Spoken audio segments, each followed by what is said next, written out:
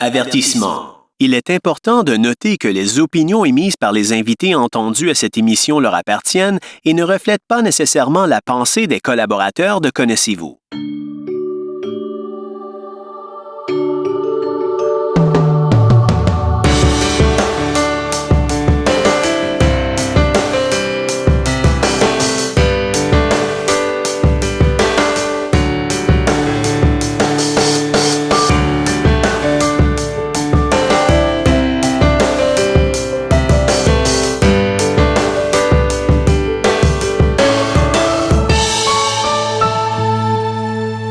Bonjour et bienvenue à une nouvelle émission de Connaissez-vous. Aujourd'hui, ça me fait extrêmement plaisir de vous présenter mon invité parce que c'est une dame que ça fait longtemps que je veux avoir et on se dit toujours oui, on va se trouver un temps, mais elle est plus occupée qu'un président que le président des États-Unis, disons ça comme ça.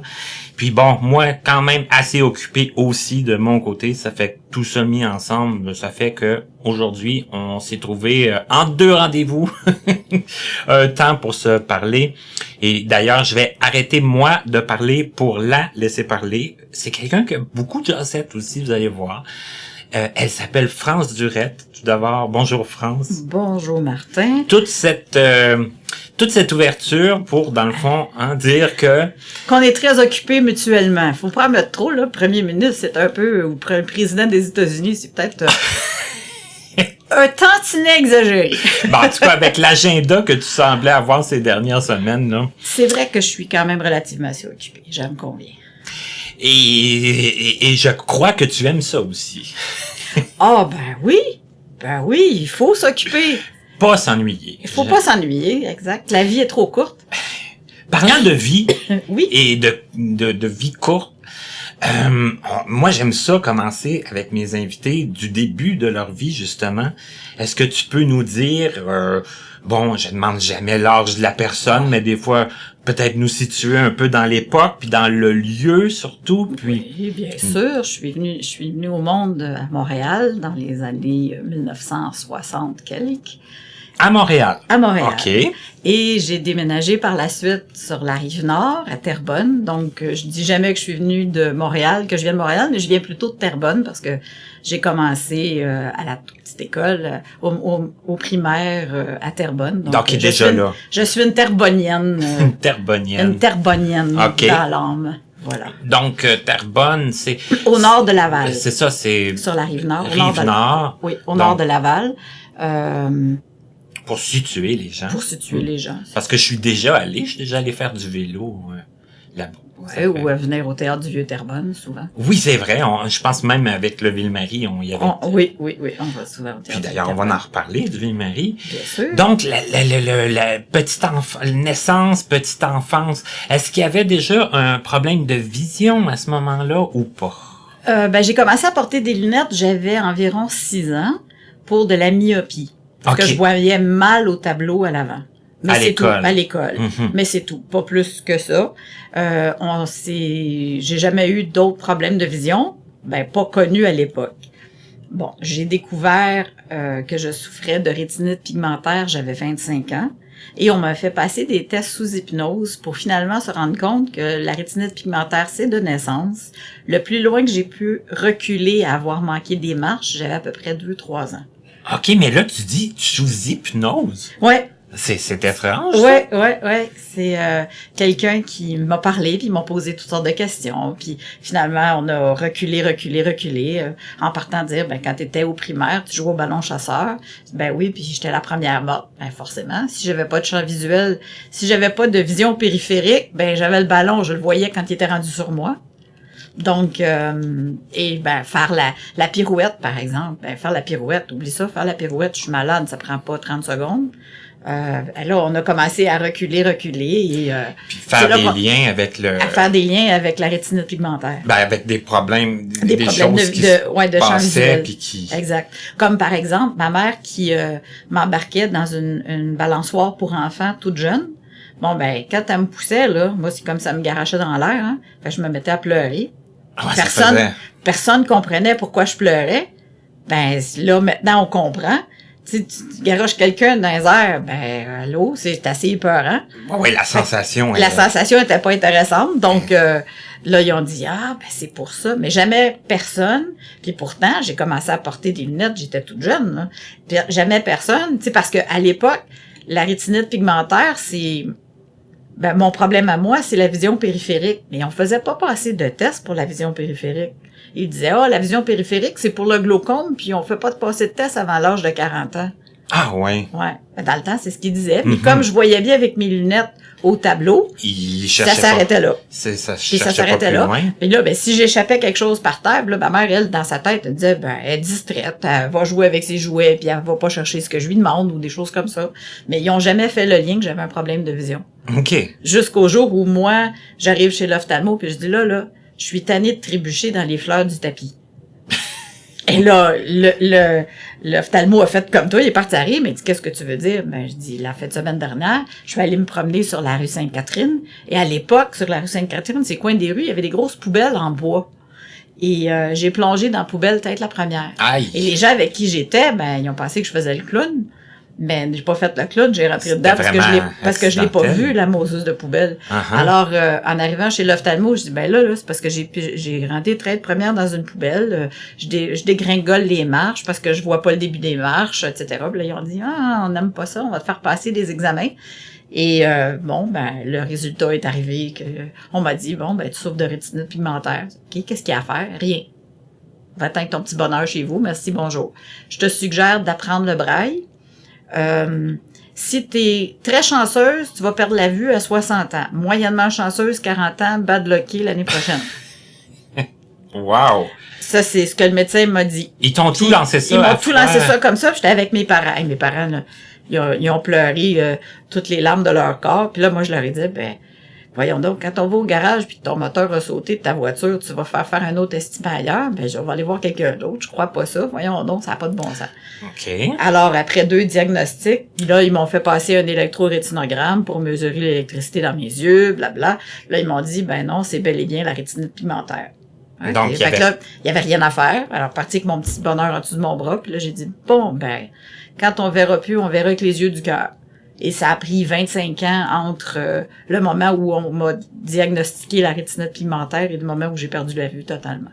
OK, mais c'est que toi, t'as gardé quand même une certaine confiance, une certaine... oui, j'étais très confiante en disant la rétinite pigmentaire, c'est pas pour moi. OK. OK? Et j'ai continué à conduire parce que je conduisais. OK. Puis là, moi, je disais, voyons donc, c'est pas parce que hier, je savais pas que j'avais ce problème-là. Parce que je le sais maintenant, je vais arrêter de conduire. Voyons, ma vie s'arrête pas là. Et là, les médecins ont dit, on te laisse ton permis de conduire, mais parce que si tu veux louer une voiture, ça te prend un permis de conduire. Mais sois pas assez folle d'aller conduire, de te mettre les pieds d'un plat puis de frapper quelqu'un parce que on va devoir dire que tu savais que tu devais pas conduire. Alors, c'est ce que j'ai fait. J'ai toujours eu mon permis de conduire et là, j'avais une voiture puis j'avais quelqu'un qui venait conduire ma voiture. OK, c'est que tu conduisais quand même plus. Non, j'ai arrêté de conduire. Et puis, ça, c'est... Ça a été j'ai trouvé le premier gros deuil, choc de ma vie. Là, arrêter de conduire, je pense que ça a été le plus gros choc de ma vie. Parce qu'à l'époque où j'ai arrêté de conduire, je voyais encore gros comme un 25... Non, mettons un 10 sous. Mais l'intérieur du 10 sous était suffisamment clair pour lire le journal. OK. Donc, j'étais autonome, je faisais toutes mes choses et puis... je pouvais traverser les rues, je prenais le métro, l'autobus, tout fonctionnait. Et un moment donné, le 10 sous s'est fermé il y a 1 an et demi et c'est devenu blanc, blanc, blanc. Là, j'ai un beau gros soleil dans le visage 24 heures par jour. Il manque juste la chaleur. Oui, puis on sait qu'en hiver, la chaleur... C'est pas trop ce qui nous... est plus difficile plus difficile à avoir, ça, à la aller chaleur. chercher. Oui. Malheureusement, on peut pas la mettre en conserve pendant l'été. Non, parce qu'avec l'été qu'on a eu, on aurait pu en mettre on aurait pu en mettre en conserve pour les mois d'hiver. On aurait été correct pour un pas pire bout. Oui, mais non, beau. c'est pas comme ça que ça fonctionne. Malheureusement. Mais histoire de te connaître encore un peu mieux, France, quand t'es allé, t'as fait des études. Oui. Qu'est-ce que t'as t'as fait comme... c'était quoi Qu'est-ce que j'ai comme parcours? Ben, ouais. Mon parcours de vie, bon, ben, je vais aller à l'école comme tout le monde, le cégep, l'université. J'ai étudié en psychologie et en comptabilité. OK. Hey, c'est deux affaires complètement séparées. OK. J'étais en psychologie au départ et par la suite, j'ai voulu ouvrir une entreprise. Puis là, j'ai dit, bon, ben si je veux ouvrir une entreprise et qu'on me parle de bilan, d'état financier, faut savoir un peu de bottom line, tout ça, je dis, ben là, ils vont me dire n'importe quoi, je saurais pas de quoi on parle. Fait que je suis retournée à l'école. Puis là, j'ai dit, bon, ben OK, je vais au moins savoir de qu'est-ce qu'on me raconte, puis qu'est-ce que ça veut dire, être capable d'interpréter les chiffres. Et bon, puis par la suite, ben j'ai ouvert un club vidéo qui était à l'époque, on retourne il y a plusieurs années. Alors, puis à cette époque-là, il n'y avait pas de CT, c'était des cassettes VHS et des cassettes bêta. Donc, les bêta! Ah oui, donc on retourne encore plus là pour les plus jeunes, ils vont nous dire qu'est-ce que c'est ça, des cassettes VHS et bêta. Bon, ben c'était un format d'enregistrement qui date de dans les années 80. Et puis... bêta, à un moment donné... le bêta a disparu, puis c'est VHS qui a pris la place. Bon, et moi, j'avais... T'avais un club vidéo. Un club vidéo. Okay. On faisait la location. Au départ, c'était un centre de location. OK. On avait la franchise Sony et Toshiba. Donc, je faisais de la location de micro-ondes, d'appareils, des caméras, on avait toutes sortes de choses. Des micro-ondes, des frigidaires, il y avait plusieurs choses. C'était un centre de location. OK. Et finalement, par la suite, on s'est dirigé vers les télévisions. On louait les télévisions, on a loué toutes sortes de choses. On a loué des télévisions, on a loué des téléavertisseurs, on a loué des airs conditionnés. On avait plein d'affaires. Okay. Et le club vidéo s'est greffé à ça petit à petit. On avait des films et bien sûr à l'époque les jeux Nintendo et les jeux Sega qui étaient la grosse folie. Alors c'était un gros club. On avait c'était très très en vogue les clubs vidéo. C'était un assez gros club vidéo. Ça s'appelait Vision 936 à l'époque. Ça couvrait Terrebonne, Mascouche, La Chenelle, La Plaine. OK. Ce qui s'appelle maintenant Terrebonne aujourd'hui. Tout fusionné. Tout fusionné, donc Terrebonne-Mascouche. Et j'avais environ 25 employés dans mon club vidéo. Quand même. Ouais, c'était pas la mode du 24 heures, mais on ouvrait à 6 heures le matin pour finir à 2 heures du matin, 7 jours par semaine. Quasiment 24 heures, 20 heures. Fait que t'avais des corps de travail. Oui. Alors, c'était assez gros. Et en plus du club vidéo, on avait le comptoir du service à la clientèle de la compagnie de cœur. Donc, je me plais à dire, je suis l'ancêtre des super clubs Vidéotron. Ben oui. OK. Et d'ailleurs, c'est vrai aussi. Ben oui. Le monsieur de Vidéotron, qui était monsieur Chagnon à l'époque, était venu puis avait dit, est-ce que je pourrais prendre votre idée? Je dis, écoutez, si c'est bon pour moi, c'est bon pour vous, allez-y. Alors, je me plais à dire que j'étais l'ancêtre des super clubs Vidéotron. Mais c'est ça. Donc, on faisait beaucoup de choses au club vidéo. On avait évidemment les décodeurs de télévision payante, des choses comme ça pour la compagnie de câble. Et c'est ça, on a eu plusieurs employés, des hommes, des femmes, des étudiants. Des étudiants, des personnes âgées. On a eu de grandes brochettes, oui. Et à ça, j'ai fait aussi de l'animation télé. Parce que dans le même édifice, on avait la télévision communautaire. Hey, moi, j'apprends plein de choses. T'apprends plein de choses, hein? La télévision communautaire, ça s'appelait à l'époque la télévision régionale des Moulins. Parce que la région de Terrebonne, ça s'appelle des Moulins. Et à la télévision régionale, j'ai fait pas mal de choses. J'ai commencé dans le bas de l'échelle là, à faire des mascottes, puis on se plaisait à dire régisseur de plateau, mais de plateau de café. Tu portais du café aux invités, puis des choses comme ça. On commence en bas de l'échelle et j'ai fait de tout. Mais là, mascotte, là, c'est pas mal ça qui est au plus bas, là. Oui, j'ai fait de l'animation.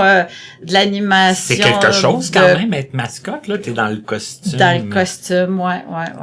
Tout le temps. Ouais. Puis, c'est différent. C'est différent. Tu parles pas ou tu fais juste des gestes. C'est plus, c'est plus physique. Et puis, par la suite, j'ai fait de l'animation de télé. J'ai fait de la recherche. J'ai fait de l'animation de télé pour enfants.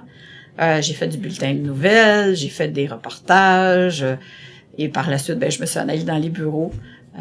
Comme assistante à la direction de la télévision régionale. Alors, j'ai fait pas mal. J'ai fait de la régie, j'ai fait toutes sortes de choses. Hey, quand même. De la caméra, j'ai fait de la technique. J'ai fait, ouais.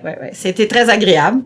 Ce qui fait que, aujourd'hui, j'ai pas trop de difficultés. Tu dois t'en rendre compte aussi. J'ai pas trop de difficultés à parler. Alors, faire de l'animation, c'est pas... c'est un petit peu familial, je dois dire, parce que il y a d'autres membres dans ma famille qui font de l'animation au niveau professionnel. Okay. Alors, c'est un petit peu... On a une tendance à parler beaucoup, peut-être chez nous, et à bien s'exprimer. Puis pas être gêné à parler devant le public. Êtes-vous une grosse famille? Chez moi, je suis enfant unique. Ah oui? Ouais. OK. Moi, je suis enfant unique, mais quand je parle de la famille, je verrais plus du côté de ma mère. Mais là, t'as pas ni frère ni sœur? Non, j'ai ni frère ni sœur. OK. J'ai ni frère ni sœur. Je suis toute seule. Et puis, est-ce qu'il y a des gens qui ont eu qui ont eu le même problème, la rétinite pigmentaire? Je suis l'heureuse élue de la famille, que ce soit du côté maternel, paternel, mes cousins, cousines, mes oncles, et tant qu'il y a personne. OK. Donc, la seule chose qu'on a pu trouver du côté de ma mère, je crois que c'est une de ses cousines, mais là, tu sais, la cousine, c'est peut-être la fesse gauche, comme on dit, qui, elle, avait perdu la vue à l'âge de 20 ans, puis on dit que c'était parce qu'elle avait regardé une éclipse lunaire. Oh. Bon. On s'entend qu'à cette époque-là, les recherches ne sont pas ce qu'elles sont aujourd'hui. Donc, est-ce que c'est ça? Est-ce que c'est pas ça? Je sais pas. Ça peut ne pas. C'est ça. Mais en tout cas, finalement, moi, je dis, je suis la première dans la famille. Tous les autres ont commencé à porter des lunettes à l'âge de 60 ans à cause de la vieillesse. Donc, écoute, je suis l'heureuse élue. Oui. Bon. Donc, ouais. Je suis l'heureuse élue, mais je fais partie des faibles pourcentages de la vie. Parce que de la rétinite pigmentaire, il n'y en a pas tant que ça à travers le globe. Et il y a d'autres choses aussi.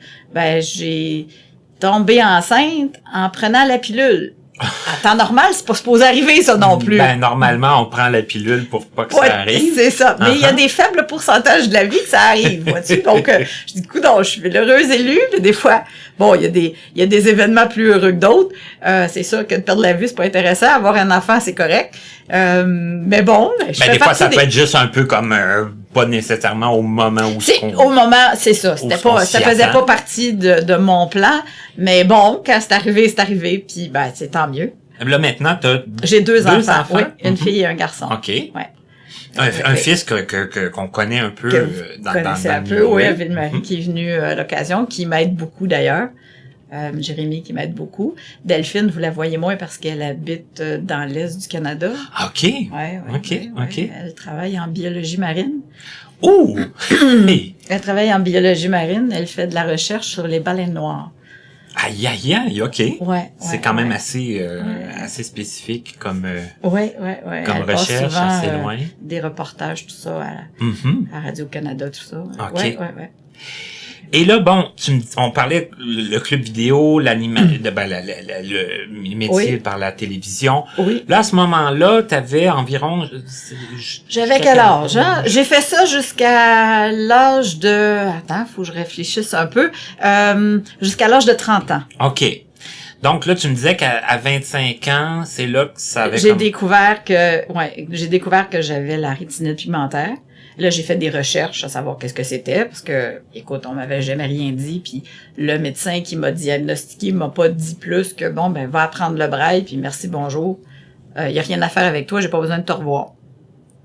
OK, c'est assez sympathique. C'est ça, mais au-delà de ça... j'ai fait de la recherche à voir, qu'est-ce qui peut m'arriver? Est-ce qu'il y a des choses à faire?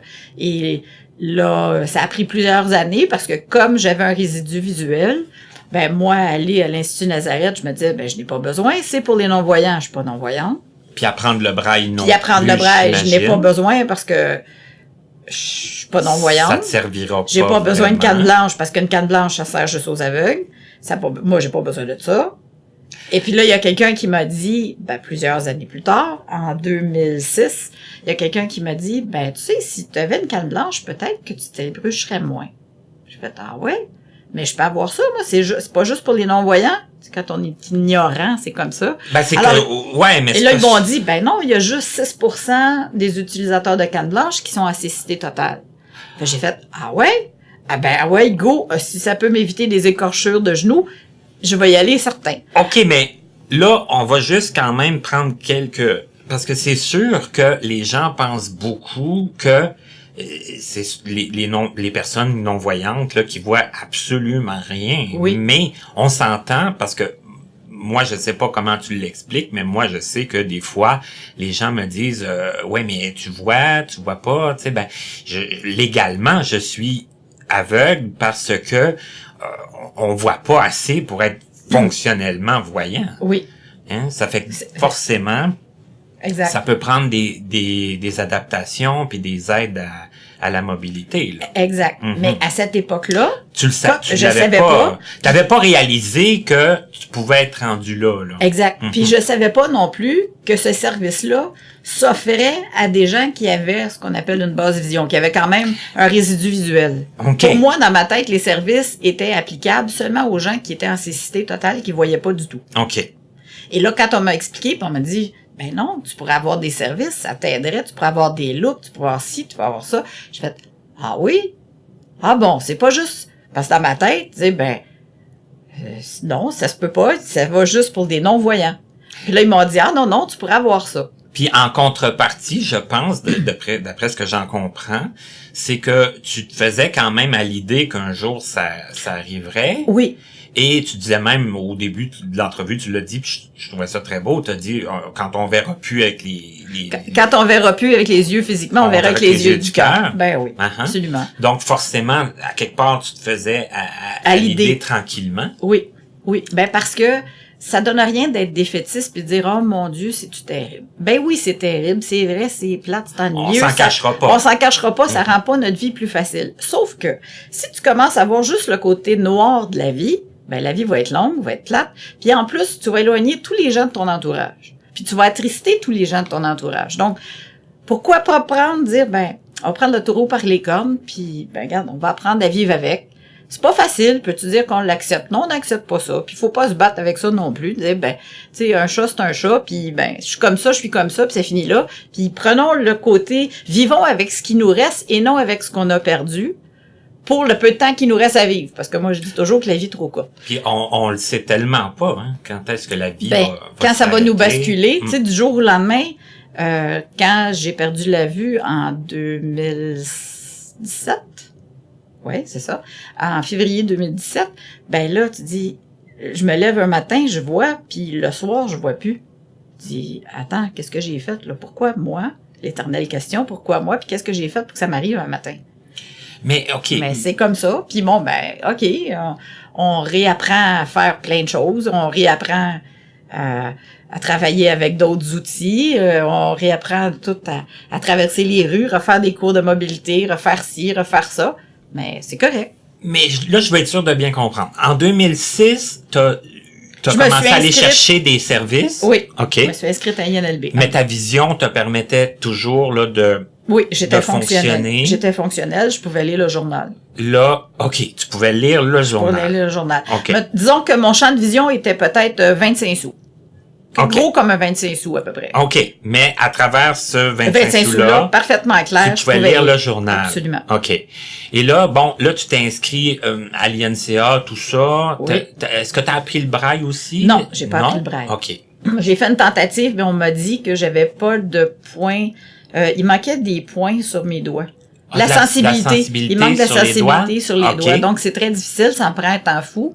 Faut dire que, bon, avec la pratique, peut-être que je vais y arriver, mais ça demande beaucoup d'heures de pratique, ce que j'ai pas vraiment comme loisir pour le pas moment. Le temps. J'ai pas grand temps. Mais là, il va falloir que j'en fasse une priorité parce que je veux l'apprendre. Si ce n'est que juste pour apprendre les chiffres, pour pouvoir jouer aux cartes, par exemple. Parce que déjà, si tu veux l'apprendre, tu vas l'apprendre. Exact. Tu vas trouver le temps pour l'apprendre. C'est ça. Il s'agit juste de trouver un trou de faire un trou dans mon horaire. Dans ton horaire Pas de le trouver, mais d'en faire un. Uh-huh. De faire un trou et puis de s'y mettre comme n'importe quoi. OK. Parce que là, moi, ce que je veux savoir, dans le fond, c'est que, on s'est connus en 2015, on le disait avant l'ouverture du micro, quand tu as été élu sur le conseil d'administration du cercle des handicapés visuels Ville-Marie, qui est un club de loisirs. Mais là, tu me disais, j'ai perdu la vue en 2017. Donc là, la perte de vision, là, comme tu l'expliquais tantôt, ça s'est fait en 2017. En 2017, OK. ouais. Okay. En 2015, quand on s'est connus, je voyais encore. OK. OK, je pouvais te voir. Là, maintenant, je te vois plus, j'ai un beau soleil. OK. C'est que là, il y a eu cette progression-là, là, si on peut dire, Oui, dans ce temps-là. exact. OK. Et là, admettons, comme entre 2006 puis 2015, qu'est-ce qui s'est passé pour toi? Est-ce que... Ben, j'ai voyagé beaucoup. Ah oui! OK. J'ai voyagé beaucoup. Une autre chose qui m'intéresse. Je me suis séparée. OK.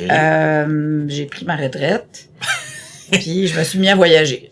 Bon, hey, C'est à peu près ça. Ça Grosso fait modo, que- là, c'est à peu près ça si je fais ça court. OK. C'est à peu près ça. J'ai voyagé, je suis allée en Europe pendant 2 ans et demi. T'as resté là pendant Oui, deux... oui. Ouais, ben je faisais des allers-retours, bien sûr. OK. Mais j'ai resté là, oui, j'ai resté là assez longtemps. Et puis, j'ai resté en France. Et puis là, ben, j'ai voyagé, aller en Espagne, aller un peu partout, là, au Maroc, puis en Algérie, puis un peu partout. Puis au départ, c'était pour ton Pour mon plaisir, mon c'était simple pour, plaisir, oui. Parce que visiter, ben, puis- mes parents ont pris leur retraite, on a pris notre retraite en même temps, je dois dire. Ben, ça, c'est drôle, quand Ça, même. c'est drôle. Et puis, eux avaient comme mentalité dire, ben, OK, on est quand même relativement jeunes, donc on va prendre un condo en Europe et on va visiter l'Europe.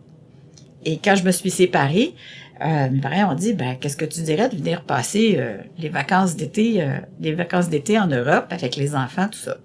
Ce que j'ai fait, et ben, j'y suis restée pour un petit peu plus longtemps, mais je revenais à toutes les 3 mois pour que les enfants puissent rencontrer leur père, tout ça. Mais là, toi, puis, OK, t'es parti pour le temps des vacances. Le temps des vacances, Finalement, puis j'ai collé là t'es parce que resté. je suis restée. les parce que enfants, eux autres aussi, les forcément, restants, sont restés. ils restent avec moi. Ils ont été à l'école. Ils ont été à l'école là-bas. Là-bas. Donc, ils ont attrapé l'accent français au début. C'était très chouette, d'ailleurs. Et l'avantage qu'il y avait, ils s'exprimaient très bien avec des mots justes. Tu sais, des fausses patentes, machin. Il y avait pas gogos. ça, là. Il y avait pas ça là-bas. Mhm. Alors, bon, ça s'est détérioré au fil du temps parce que le naturel revient au galop, bien sûr. Et bon, après un certain temps, je suis revenue ici. Mais Parce toi, que... France, t'es quelqu'un qui parle bien, quand même. Puis, Oui, oui. Ben, Jérémy aussi. Oui. Ouais. Mhm. Et je suis revenue ici parce que je voulais que mes enfants, là, à l'école, ils commençaient à apprendre, ils étaient pour apprendre l'anglais l'année suivante. OK. Et on est en France. Et en France, ils apprennent l'anglais à la British, avec l'accent de l'Angleterre. Mhm. Donc, t'as l'accent français, qui est très charmant, mais là, tu veux mettre l'accent British par-dessus. Ça fait un jargon assez difficile à comprendre. En tout cas, à mes oreilles Ouais, ben, d'américaine. pour nous, oui. À mes oreilles d'américaine, ça faisait un anglais assez complexe. Alors là, j'ai dit, non. Si on apprend l'anglais, on va l'apprendre à l'américaine. Ça va être plus facile à comprendre. Ou on va aller l'apprendre en Angleterre directement. On mettra pas l'accent français par-dessus. Ça va faire un jargon pas trop compréhensible. Donc, je suis revenue à Montréal. J'ai écrit au gouvernement savoir si mes enfants pouvaient aller à l'école anglaise. Et on m'a dit oui, ils peuvent aller à l'école anglaise. OK, c'est qu'ils sont allés à l'école en anglais. OK. Et donc, mes enfants, maintenant, parlent 3-4 langues. Mon garçon parle 3 langues, ma fille en parle 4. Et, Hey, c'est quand même pas... ouais. pas Ben, c'était négligeable. un de mes buts. OK. Parce que je m'étais dit, c'était un de mes buts. Je me disais, bon, s'ils ont une langue à parler, c'est dommage, mais c'est l'anglais. Parce que c'est l'anglais qui ouvre les portes à travers le monde. Faut quand même pas se le cacher. Tu sais, c'est triste. Le français, c'est bien beau, c'est une belle langue, tout ça. Je suis bien pour garder ma langue maternelle, mais si on veut pousser un peu plus puis s'ouvrir les horizons un peu, puis quand on voyage le moindrement, ben on se rend compte que avec le français, tu vas pas très loin. À plus forte raison, même en Europe, en France, c'est très anglicisé. Très, très, très, tu sais, ils vont au pressing, ils vont au drugstore. Il y a beaucoup Il y a beaucoup d'anglicisme Ouais, là-bas. c'est vrai. Alors, je me disais, ben, OK, ben, ils peuvent pas perdre leur langue maternelle. Parce que chez moi, on parle encore français. Mais par contre, à l'école, c'était en anglais. Ben, je me disais, ben, OK, eux, ils vont apprendre la grammaire anglaise. Moi, je vais être capable de leur monter la grammaire française. OK. Alors, de ce point-là, mes enfants sont parfaitement bilingues maintenant. OK. Et là, ben, à la suite de ça, c'est greffé l'espagnol, le portugais, d'autres choses. Mais bon, ça, c'est secondaire. Mais dans ma petite tête, moi, il fallait qu'ils parlent minimum 2 langues. OK. Ça, c'était pour moi bien important. Alors, Ça s'est fait. Ça s'est fait, je suis bien contente. Puis maintenant, ben, ils font leur chemin, et puis tant mieux. tant mieux, parce que tu dis, ben, OK, je peux être là au début pour faire de la traduction, mais maman sera pas toujours là, on n'est pas éternel. Alors, je voulais que mes enfants soient capables de voler de leurs propres ailes, puis qu'ils gagnent bien leur vie. Puis pour moi, c'était un plus que de leur offrir une deuxième langue. Et là, là-bas, pendant que tu étais en Europe, oui. Est-ce qu'il y a des choses, je sais pas, qu'est-ce que tu as le plus aimé? La température. Oui. La température, les gens sont très charmants, on mange très bien sûr, il y avait plein de choses à visiter. Les enfants se sont fait des amis à l'école, tout ça, donc on avait un petit cercle pour s'amuser, tout ça. Puis ben j'étais aussi avec mes parents parce que là je savais à cette époque-là que j'avais un problème de vision. On a fait suivre les enfants, bien sûr, les enfants ont pas de rétinite pigmentaire déclorée jusqu'à ce jour. Là, maintenant, avec la médecine, on le sait plus, là. Oui. Oui. Par contre, quand j'étais là-bas, c'est avant 2006, j'avais pas de canne. Donc, monter les marches, et on sait que en Europe, les trottoirs, tout ça, c'est fait de pavés comme dans le Vieux-Montréal, oui. Des vieilles rues. C'est facile de se tourner les pieds. Les marches sont en vieille pierre usée dans le centre, pas nécessairement égales, tout ça. C'est ce que j'ai trouvé un peu plus difficile de me déplacer. J'ai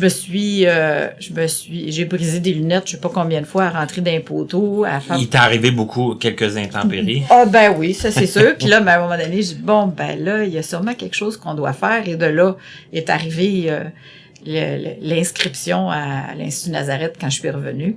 Dire, ben, écoutons, peut-être que ça serait intéressant d'avoir quelque chose pour t'empêcher de trébucher, tout ça. Puis quand on m'a parlé d'une canne blanche, j'étais très contente. Je disais, oh mon Dieu, j'aurais dû venir au monde avec une canne blanche.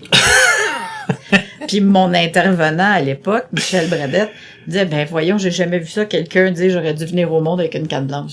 Ben je dis, ben oui, moi ça a été une délivrance, la canne blanche. On s'entend que pour bien des gens, ça peut être difficile à accepter. C'est ça. Puis moi, non, moi ça a été la délivrance. Et même, ça a été plus difficile, par contre, un peu pour mes enfants. Tu sais, parce que là, quand t'as une canne blanche, c'est sûr que tu t'identifies en ayant un handicap. Et à cette époque-là, mes enfants commençaient l'adolescence. Donc, maman est handicapée. Au pelail. Il y a un petit travail à faire, là. Un petit travail d'acceptation à faire. Parce que là, tu sais, maman a toujours été forte, puis capable de, puis c'était le modèle, puis ben quand je suis mal pris, c'est maman qui me dépanne, puis tout ça, puis là ben oups, ma mère était handicapée, puis on l'affiche étant handicapée parce qu'elle a une canne blanche. Et on a fait un test avec mon intervenant, on a mis un simulateur de basse vision dans le visage de ma fille et on l'a fait marcher. Et oh mon Dieu, que je me suis vue. J'avais l'air d'une madame de 100 ans, toute courbée, qui faisait un demi-pas à la fois.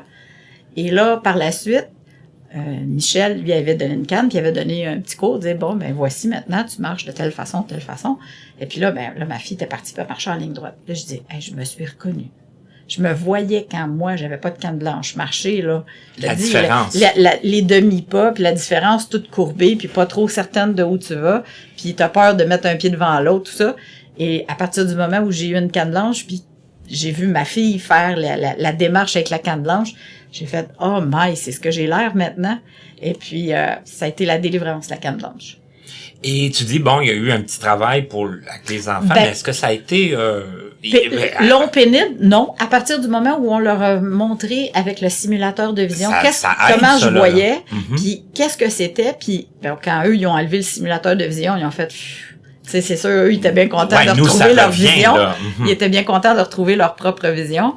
Et là, ils ont compris qu'est-ce que c'était d'être malvoyant, puis de moins voir, puis de déplacer avec la canne, tout ça. Puis on a fait le même exercice avec mon garçon. Et ça a été très efficace. Très, très efficace. Là, les enfants ont compris. Puis maintenant, au lieu de, tu sais, maman marche en avant, puis les enfants marchent soit 15 pieds en avant puis 15 pieds en arrière, là, on marchait tous ensemble.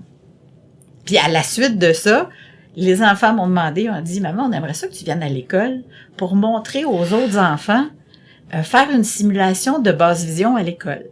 J'ai fait, ah oui. Et j'ai fait ça pendant plusieurs années. j'avais emprunté à l'Institut Nazareth des cannes blanches, puis on avait fait une espèce de petit circuit avec des chaises à l'école pour montrer aux enfants, grosso modo, comment on pouvait circuler. Et j'avais quelqu'un qui venait avec un chien guide et plein d'adaptations, un détecteur de liquide, un détecteur de lumière, plein de trucs que moi j'utilisais pas à l'époque parce que je n'avais pas besoin. Mais qui existaient. Qui existaient. Pour montrer aux jeunes qu'est-ce que c'était. Puis là, je disais aux enfants, ben, vous savez, quand vous prenez l'autobus puis vous voyez quelqu'un qui a une canne blanche, ben, demandez-lui si vous pouvez l'aider. Offrez-leur votre aide. Arrivez pas à côté puis prendre le bras. Demandez-leur d'abord. Avant, s'ils veulent. Puis, s'ils veulent. Mm-hmm. Parce que je dis, c'est pas tout le monde qui en a besoin, puis il y en a pour qui ça peut déranger plus que d'autres choses. Mais offrez votre aide. Offrez votre place dans un autobus. Offrez votre place dans le métro. Aidez-leur si vous arrivez au coin d'une rue, vous voyez quelqu'un, demandez-leur s'ils ont besoin de votre aide pour traverser. Puis c'était tous des petits trucs que tu disais, ben ça coûte rien. Puis c'est en bas âge qu'il faut montrer ça aux enfants. Effectivement. Mais bon, c'est sûr que là, moi, je faisais 2 classes par année. Ben, c'est peu comparativement à ce qu'on devrait faire. On devrait montrer ça à tout le monde, mais bon, je me dis, ben, OK, j'ai fait mon petit bout de chemin. Ben, ces enfants-là qui l'ont eu en ont peut-être parlé à d'autres. Exact. Puis, bon, ça fait boule de neige, je pense. Tes enfants en ont parlé aux autres aussi. Exact. Puis là, la mère qui tu sais, d'apparence devenait handicapée, ben là, elle connaît aussi plein d'autres choses. C'est ça. Elle fait plein d'autres choses. Et c'est ce qui me pousse aussi à faire plein d'autres choses puis à me dépasser. Parce que je me dis, c'est important. T'es handicapé, oui, mais tu restes mère, première chose avant tout. Mère et fille avant tout. Tu dis, ben, j'ai besoin de prouver à d'autres que c'est pas parce que j'ai un handicap que je suis mal pris. C'est pas parce que je suis handicapée que je peux pas faire la cuisine, que je peux pas tricoter, que je peux pas faire de la couture, que je peux pas faire ci, que je peux pas faire ça. Il y en a qui font des sports, il y en a qui font... Je dis, ben, les gens s'arrêtent parce que tu as un handicap, la vie s'arrête là. Je dis, ben, voyons, c'est pas ça nécessairement. Tu sais, il y a des jeux paralympiques, je me rendrai pas là, c'est pas mon but, mais c'est de dire aux gens, ben, regardez, c'est pas parce que on a un handicap que la vie s'arrête. Il y a pas tant de limites, là, dans le sens on n'a pas besoin de se limiter. C'est sûr que on s'impose malgré tout des limites, ce qu'on devrait pas faire, mais ça va de soi. Tu sais, je suis pas encore de celle qui dit, mais je vais m'avoir une voiture sans conducteur. Je suis pas encore rendue là, mais ça viendra peut-être à l'époque où ça sera. Mais ben, si c'est abordable, bien sûr. Mais ben, c'est ça. Tu sais, France, ça fait déjà presque 45 minutes qu'on parle, puis juste avant qu'on aille à la pause, j'aimerais, parce que je veux, après la pause, qu'on parle du Club Ville-Marie. Oui, bien sûr. Parce que je pense que ça prend beaucoup de ton temps quand même. Maintenant, oui. C'est un gros club. Effectivement. Qui a plein d'activités. Vous en faites beaucoup, des activités régulières à chaque semaine, des sorties, des tournois. En tout cas, vous faites plein de choses. C'est un gros club. Mais on en a parlé un petit peu. Ton fils vient des fois aider au club. Puis j'aimerais ça savoir comment ça a commencé, ça. Comment est-ce qu'il s'est impliqué à Ville-Marie? Oui. Ben, ça a été un petit peu malgré lui, je pense. Oh, OK. Quand j'ai été élue vice-présidente, ben là, il est arrivé une surcharge de pas de travail, mais d'activités que ce que je faisais pas avant. On avait des systèmes à implanter parce qu'il y avait des choses qui fonctionnaient, ça fonctionnait bien. Mais moi, je me disais, ben oui, mais si ça serait informatisé, ça serait bien mieux. Et bon, ben, on avait des petites formules à faire, tout ça. Puis là, ben, je l'ai impliqué, dire, ben, parce que Jérémy est en informatique.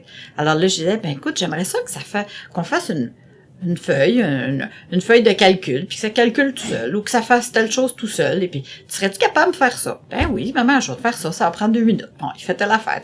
Fait que il a commencé à faire c'est des choses qui paraissent pas, ça paraît pas dans le travail de l'association, de la personne qui vient prendre l'autobus, elle voit pas tout le travail que t'as fait avant, puis la planification que t'as fait avant, puis ce que ça t'a pris, puis voilà, ben, faire des feuilles de dépôt, puis faire des choses comme ça. J'aimerais ça que ça soit informatisé, que ça soit plus facile qu'on n'ait pas à compter manuellement, puis que tu sais, rendre des choses plus faciles. Puis là, ben c'est comme ça un peu qu'ils ont embarqué dans le système. Et par la suite, bon, ben on avait à prendre des présences, à lire des feuilles, puis là, j'avais perdu la vue. Mais là, je l'amenais avec moi. Je disais, ben si toi, tu ferais ça irait plus vite. Faire, par exemple, de la vente de billets, des choses comme ça, bon, ben ça irait plus vite. Si ça serait toi qui se promènerais de table en table, tu marches plus vite, tout ça. Alors, c'est un peu comme ça qui est arrivé un petit peu par la bande d'en arrière, si on veut. En tout cas... On s'en passerait pas maintenant, mais malheureusement, il va falloir que je m'en passe un jour parce qu'il sera pas toujours collé à moi, c'est bien certain. Un jour, il va voler de ses propres ailes, fait que va falloir que je me trouve un acolyte à la place de Jérémy éventuellement, quoique ça va être difficile à remplacer. Moi, en tout cas, ce que je peux dire avant qu'on passe à la pause, c'est que des yeux, on en a toujours besoin dans les clubs de loisirs parce que c'est comme tu dis, des fois ça va plus vite, des fois ça évite des lenteurs, ça évite des erreurs, ça évite des Absolument, des bénévoles voyants, on en a toujours besoin. Et c'est ça. Que ce soit pour amener quelqu'un à la salle de bain, que ce soit pour monter dans l'autobus. Des petits détails. Aller chercher un café, t'as échappé quelque chose par terre, t'échappes de la monnaie par terre. Tu sais, t'as ton porte-monnaie, puis ton porte-monnaie, je sais pas, moi, la fermeture éclair brise, puis bing, ça se dégringole tout à terre sur le plancher, dans le plein milieu du McDo. Ben, c'est le fun d'avoir une paire de yeux qui va t'aider à ramasser tes sous, sinon, ben, tu y vas à tâtons, c'est pas trop... tu sais, c'est une anecdote. Bon, t'as besoin de, je sais pas, un verre d'eau. T'as besoin d'installer des feuilles sur une table pour... des napperons, par exemple, pour les couverts pour les gens qui viennent, des choses comme ça. Ben, toujours besoin, toujours. T'as pas besoin nécessairement de quelqu'un qui a besoin d'avoir de grandes connaissances, non. Si oui, tant mieux, sinon, non. Déjà, juste avoir la vue, c'est très suffisant, c'est très aidant. C'est ça, parce que des gens, des fois, qui se demandent qu'est-ce qu'ils peuvent donner comme coup de main, ben c'est ça, c'est d'aider à servir les repas ou desservir, tu sais, ça va aller beaucoup plus vite si absolument, aider à faire traverser une rue, amener quelqu'un à la salle de bain, amener quelqu'un de la porte à sa chaise. C'est ça, l'arrêt d'autobus. Exact. Après il y a plein de... Il y a un paquet de petites choses. De petits détails. Qui nous, quand on voit pas, on le fait. Ça peut être plus long, ça peut être plus compliqué. Exact. On a des yeux. Vous êtes bien au bon arrêt, du bon côté. Hey, c'est génial. J'ai pas à me soucier de tout ça. Exactement. Et un jour, si jamais j'ai le jeu, on a l'occasion de dire un petit bonjour à Jérémy. on le fera certainement. On lui dira bonjour à connaissez-vous. Moi, en tout cas, ça me ferait plaisir. Certainement. Donc, on va faire la pause, France, puis garde, tu as ouvert déjà la porte à ce qui s'en vient après. Le Club Ville-Marie. Et aussi tout ce que tu fais, la technologie, j'allais dire l'informatique, mais c'est pas juste l'informatique, c'est la technologie en général. Parfait. Je pense que tu m'as dit avant la pause que tu étais ouverte à ça. Oui, absolument. Mais c'est sûr qu'on parle aussi du Club Ville-Marie, ça c'est certain. Ça me fera plaisir. Donc, on fait une petite pause de rien du tout et tout de suite après, on revient avec notre invité qui est France Durette. À notre prochaine émission. Une dame qui, malgré le fait que ses propres fonctions professionnelles ont été amenées à changer, a tout su garder sa bonne humeur auprès de ses membres tout en les amenant à gagner de l'autonomie. Une dame qui sait également veiller sur vos intérêts, entre autres quand il est question de vos déplacements. Madame Josée Boyer à notre rendez-vous du 22 février. Nous sommes de retour à Connaissez-vous avec notre invitée cette semaine qui est Madame France Durette. Et bon, avant la pause, on le disait un peu, on veut parler du Club Ville-Marie, puis on veut parler de toutes tes occupations de première ministre. Ben non, c'est pas faire ça quand même.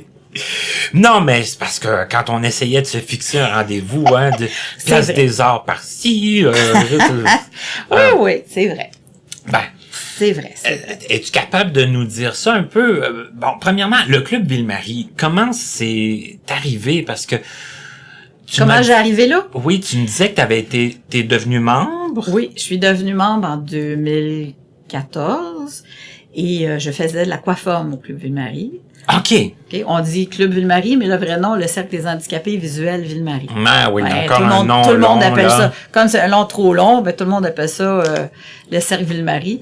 Alors, je faisais de l'aquaforme au centre Lucie Bruno, qu'on fait toujours d'ailleurs. OK. OK, on fait de l'aquaforme à tous les lundis midi au centre Lucie Bruno. Nous louons la piscine du centre Lucie Bruno. Alors, on fait de l'aquaforme de midi à 1h. Et il y avait Linda Noël, qui est la présidente, qui me dit « Ah, je me cherche quelqu'un parce que mon vice-président veut laisser, blablabla. » Alors, ça l'a, petit bonhomme de chemin a fait son chemin dans ma tête. Puis là, j'ai dit « Ah, ben si tu veux, je pourrais aller te donner un coup de main. » Et puis c'est toujours des postes, c'est pas, il y a pas des gens qui courent, ça court pas les rues tant que ça pour C'est dommage parce que c'est une belle organisation, puis c'est une belle façon de s'impliquer puis de connaître les gens aussi.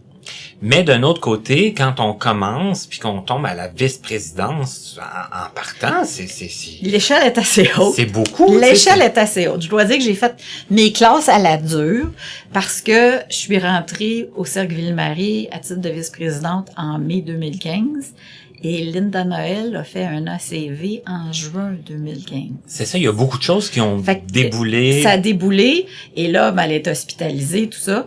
Donc, j'ai dû prendre la relève de la présidence par intérim. Alors que sur le tas, comme on dit, puis en plus que j'étais là, puis ben ça faisait juste 1 an que je m'impliquais un peu, que je faisais des activités, donc je connaissais pas vraiment beaucoup de monde, autre que les gens de la piscine, parce que c'était à peu près la seule activité que je faisais à l'époque. Donc je connaissais les gens de l'aquaforme, et puis ça s'arrêtait là. Ben, les gens d'aquaforme, c'était peut-être une 20aine de personnes sur 200 quelques membres. Alors, c'est peu de membres que je connaissais. Donc, là, j'ai dû apprendre puis me fier à une chance, j'étais entourée d'un bon conseil d'administration. Puis j'ai appris avec mon conseil d'administration. Là, je leur ai dit, ben écoutez, vous allez me dire comment ça fonctionne, puis qu'est-ce qui arrive, puis tout ça.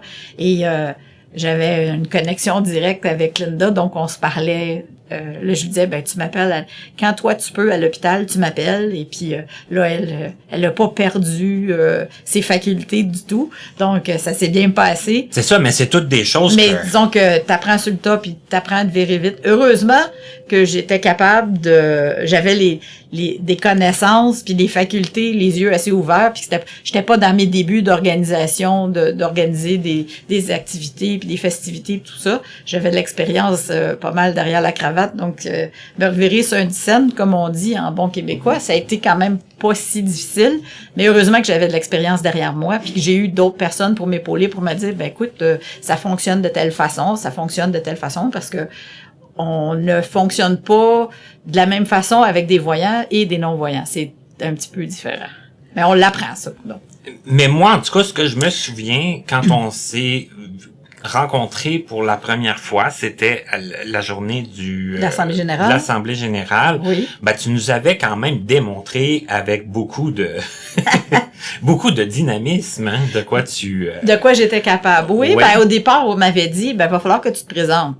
Ben, OK. Puis là, on va avoir besoin de connaître un peu ton vécu, ton parcours, puis pourquoi tu veux te présenter, sur le CA de Ville-Marie. Alors, ça a été clair, c'était pas compliqué. Ben oui, j'ai de l'expérience en comptabilité, j'ai de l'expérience en psychologie, blabla. Puis j'ai débouté un petit peu mon parcours en disant que j'avais fait de l'animation, tout ça.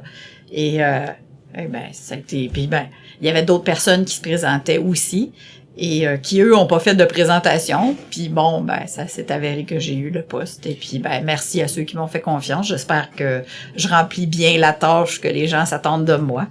Faut croire que oui, parce que j'ai été réélue depuis 7 ans. Et puis, ben, on s'enligne vers une autre... je termine mon mandat cette année.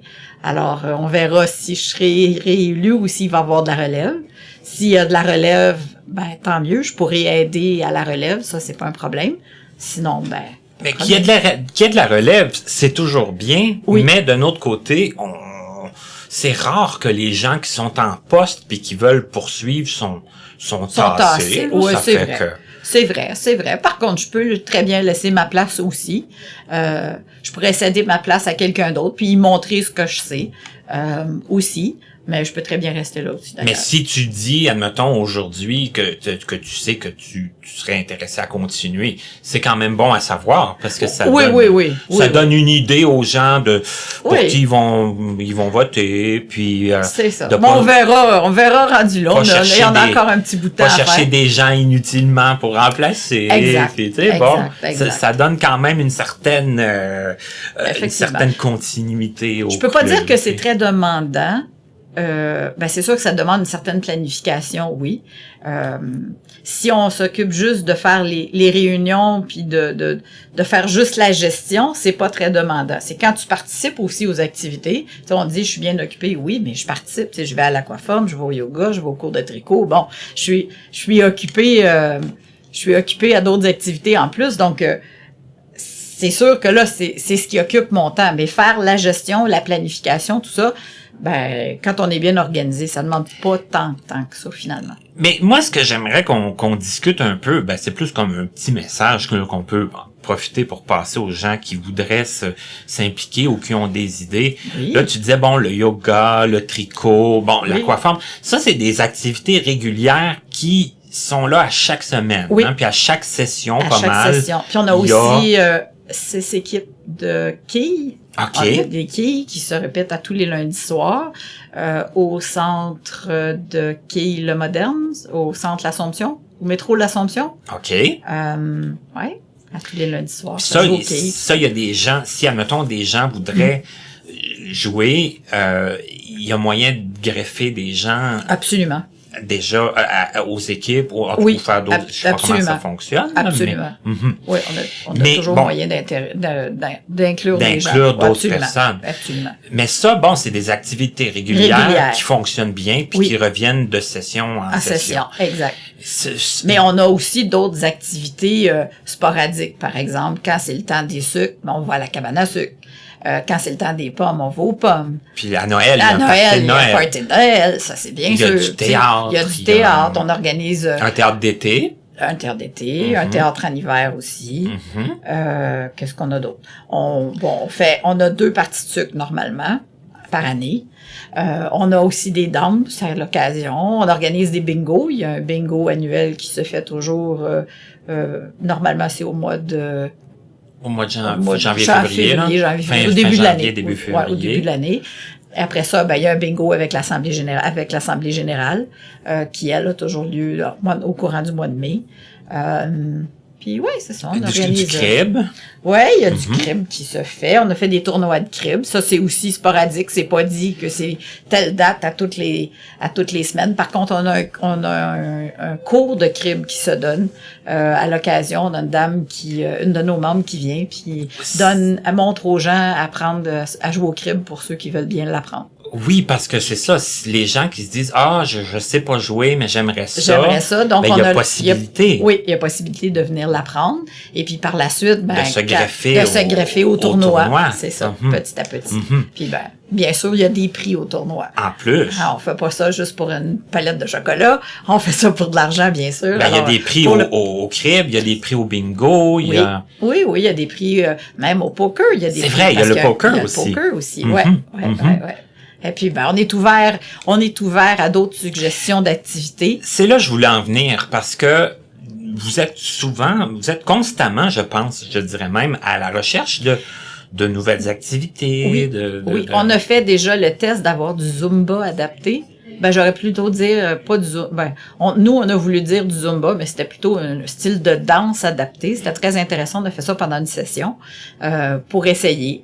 Là, il y a d'autres endroits qui veulent faire du tai chi, il y a d'autres qui veulent faire du Hong Kong, Qigong, je sais pas le nom, je sais pas exactement le nom, oui. là, un truc de relaxation, tout ça. On est ouvert à toutes sortes de choses pour l'essayer, pour donner ou faire des ouvertures d'esprit à nos membres, dire ben venez essayer, ça serait intéressant. Tu sais, il y a toutes sortes de gens, il y en a d'autres qui sont plus inclinés vers les sports. Bon ben tant mieux, il y en a qui font du ski alpin, mais moi j'aurais pas le goût d'aller faire du ski alpin avec pas de vision. Il y en a qui l'ont, tant mieux. Ben, ouvrons donc d'autres activités. On a ouvert du tricot. On a un groupe de tricot. D'ailleurs, on fait un bazar. Les tricoteuses ont organisé un bazar. Il va y avoir un bazar quelques fois au cours de l'année. Alors, c'est ça. Mais Puis c'est vous ouvert aux monsieur, d'ailleurs. Tiens, je vais en C'est profiter. S'il y a vrai. des monsieur qui veulent venir tricoter, on a eu un brave qui est venu tricoter déjà. Ah oui. Dans une session antérieure, oui. Et la personne ne savait pas tricoter du tout, puis elle est repartie avec un foulard. Bon. Alors, c'est ouvert aux monsieur. On n'a pas de préjugés là-dessus. Puis si les gens savent pas, on n'a pas besoin de savoir tricoter. La dame est très efficace. Et oui, c'est bien intéressant. Puis c'est ça, vous êtes à la recherche aussi des idées pour faire des sorties, parce que des fois, moi j'en ai fait quelques-unes, là, des fois vous allez assez loin, là, je me souviens qu'une année vous êtes allé à Magog, tu sais. Oui, bien sûr. On fait, souvent, on organise des croisières aussi. Et puis là, l'an prochain, nous allons célébrer, le Cercle Ville-Marie, nous allons célébrer le 45e. Alors, on projette de faire un voyage vers Québec et vers Ottawa. Peut-être faire 2 voyages dans l'année si la participation des gens nous le permet. Donc, on irait faire un voyage peut-être de 2 jours à Québec. Alors là, on est dans l'organisation de ce voyage-là en ce moment. Et c'est ça, c'est souvent si des vous avez des suggestions, on est ouvert. cerclevillemarie@gmail.com. Facebook, c'est ouvert aussi. Alors oui, on est... Des suggestions, si vous voulez devenir membre aussi. C'est ça, vous avez besoin de plus d'informations, parce que là, nous, on vous donne des activités en rafale. Mais moi, en tout cas, France est membre aussi, mais sur le conseil d'administration, moi, je suis membre. Puis ce que je peux dire, c'est que c'est souvent, c'est des belles activités, pas très chères, avec des beaux repas, des belles sorties. Tout ce qu'on fait dans une journée, quand on va à l'extérieur, si je prends par exemple la journée qu'on a fait la croisière, on a fait une croisière, par la suite on a été visiter un vignoble. Alors puis après on avait un souper d'inclus, ça coûtait, je me rappelle pas là, une quarantaine de dollars à l'époque, puis le transport était inclus. C'est ça, il y avait plus rien d'autre à débourser, à part que si vous allez à la boutique. C'est sûr que si à la boutique, ou si vous voulez prendre de l'alcool, là c'est sûr que moi dans les activités qu'on fait, normalement l'alcool n'est pas inclus. C'est ça, mais vous avez quand même un repas de base. Un repas de base toujours. Puis l'autobus, puis les entrées dans les endroits où on va va fait payer visiter. Normalement à nos membres, c'est le coût de l'activité en soi. Donc, si, par exemple, ça coûtait, je sais pas, moi, 40 $ pour aller visiter le champ de lavande, avec le repas, c'est le prix que nous, on vous charge. Que vous payez au club. Que les membres payent au club, puis le club défraie par l'argent qu'on reçoit des cartes de membres, des choses comme ça, défraie le coût de l'autobus.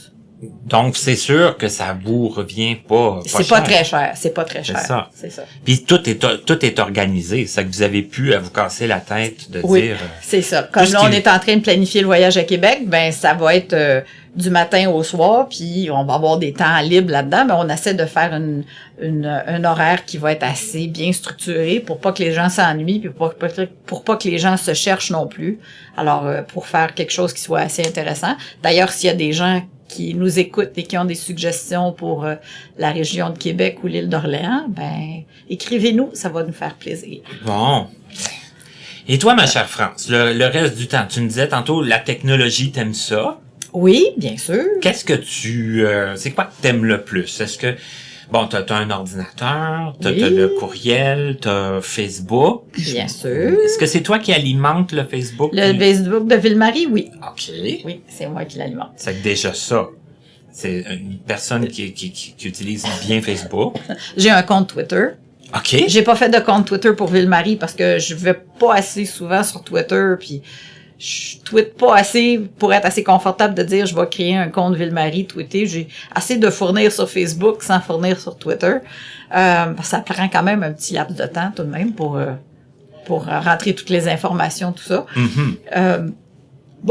J'utilise évidemment j'écoute la musique en streaming en continu.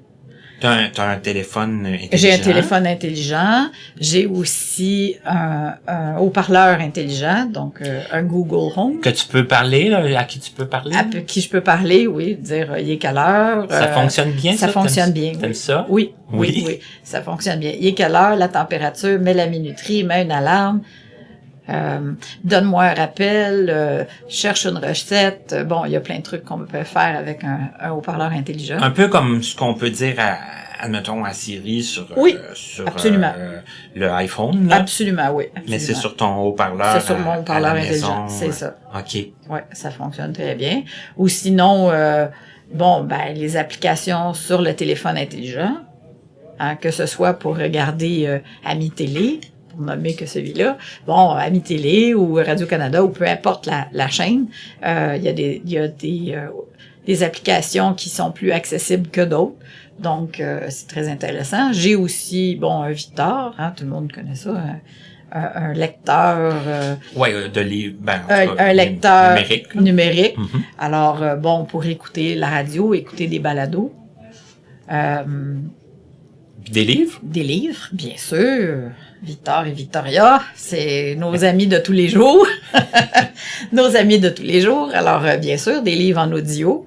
Là, j'aimerais ça, essayer de prendre un livre numérique et de le mettre en audio. Mais c'est ma prochaine étape, de dire, ben, je sais pas si je vais aimer ça, de lire un livre numérique avec la synthèse vocale.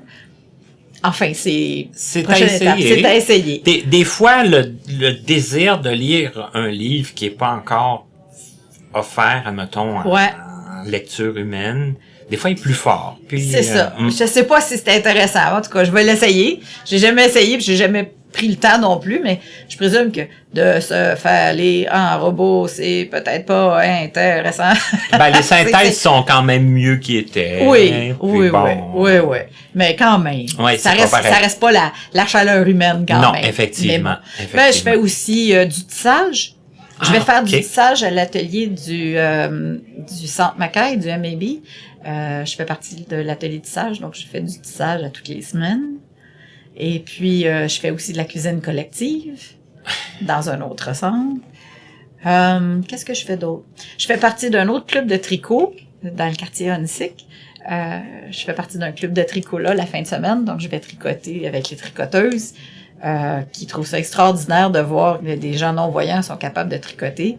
Puis là, quand je leur dis je fais du tissage, ben ils tombent quasiment en bas de leur chaise. Puis là, je leur dis, tu fais encore de la cuisine?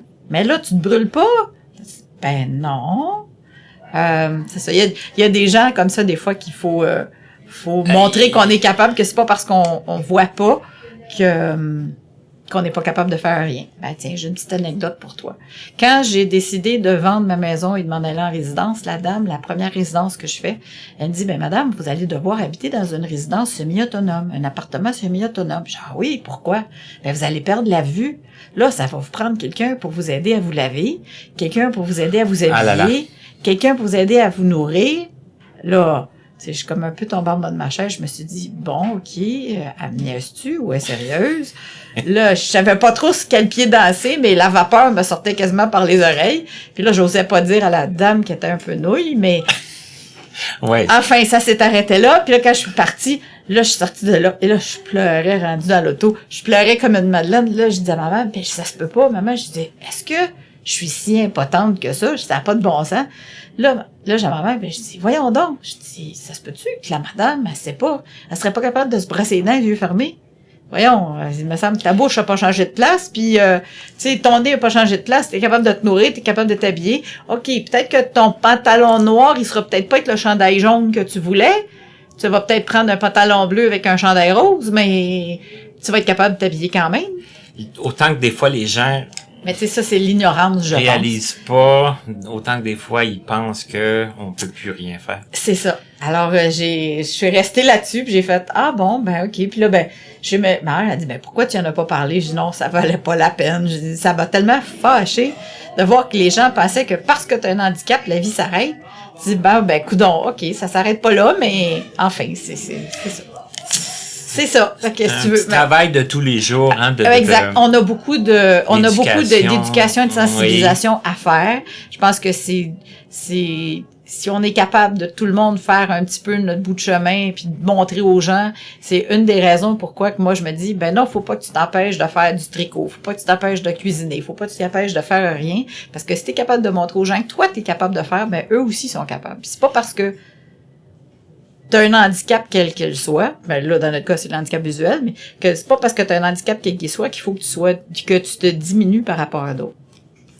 il faut pas se diminuer, puis il faut des faut fois que tu prennes ta place. c'est ça, il faut avoir un petit peu des fois un petit coup de pied peut-être pour sortir de chez soi puis de dire bon, on va y aller au club, tu sais, voir qu'est-ce qu'il offre comme activité. Absolument, absolument, puis c'est ouvert à tout le monde. Tu sais, des fois juste De un 7 repas. de 7 à 777. Il n'y a pas d'âge pour venir vous joindre à nous. Ça va nous faire plaisir. Tout le monde on a beaucoup de plaisir quand on fait des activités. Alors, vous êtes les bienvenus.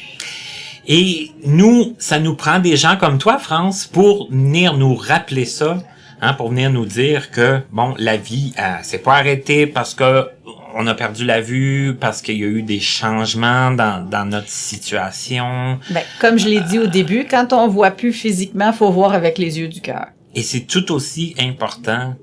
Et la chaleur humaine qu'on peut avoir entre les gens, c'est quand on est tout seul à la maison, on l'a pas la chaleur humaine, donc il faut sortir un peu. Oui, il faut sortir, faut venir voir ce que les autres gens sont là, puis ça fait du bien des fois d'échanger juste entre nous, de venir prendre un café. Ah oui, tantôt tu parlais d'activités, il y a des cafés rencontres aussi qu'on fait à l'occasion.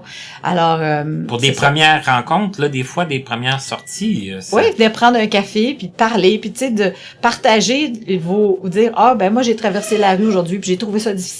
Je me suis versé un café puis je l'ai versé à moitié sur le comptoir. Ben là, on dit ben oui, mais regarde, il y a telle aide technique que tu peux faire. Il y a tel truc qu'on peut te donner. Tu sais, à force de partager puis de parler ensemble, ben on vient que ben oui, toi tu fais ça. Ah, c'est une bonne idée, je vais faire ça la prochaine fois. Tu sais, on s'échange des trucs puis ben c'est bien intéressant. Ça rend la vie plus agréable. Puis ben après ça, les gens sont partis, sont fatigués, mais c'est une bonne fatigue. Ah oui, puis après ça s'échange des recettes, puis ça s'échange des titres de livres, puis ça s'échange des... Absolument. Hein? Puis tu sais, si on peut s'échanger comme ça versus prendre de la médication puis être déprimé, ben si on peut éviter quelqu'un la déprime parce qu'on l'amène avec nous à faire des activités, puis à sociabiliser puis tout ça, ben tant mieux. Voilà. Tant mieux. C'est ça le but de l'association tout au moins. Eh oui. Voilà. Merci beaucoup, France. Ben, ça m'a fait bien accepté. plaisir.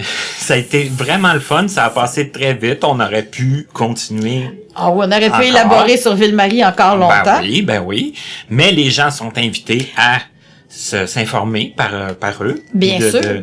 D'être membre. Ça coûte quoi? Ça coûte c'est $8. $8 par année. Puis vous recevez le bulletin pour être au courant des par courriel, par courrier régulier, en format sonore, donc en CD ou en format braille. Alors, oui, on fait environ 4 bulletins en moyenne par année. Et puis, je dirais qu'on fait à peu près d'une 50aine d'activités par année. Hey, quand même, hein, c'est pas rien, là. C'est beaucoup, c'est pas mal d'activités, beaucoup d'activités. On compte un petit peu plus de 200 membres actifs au Club Ville-Marie. Parce que c'est ça, c'est beau de faire beaucoup d'activités, ça prend beaucoup de monde. Ça prend du monde, oui, ça prend du monde, puis c'est ouvert à tout le monde. Voilà. Alors, on vous attend. Alors, cerclevillemarie@gmail.com. Puis nous, vous avez les coordonnées aussi pour communiquer avec nous, connaissez-vous. Et je vous invite à continuer à le faire, nous écrire, nous faire part de vos commentaires, de vos suggestions. Je remercie encore beaucoup France de son temps. Ça me fait plaisir. Et on se retrouve, nous, très bientôt pour une autre émission de Connaissez-vous.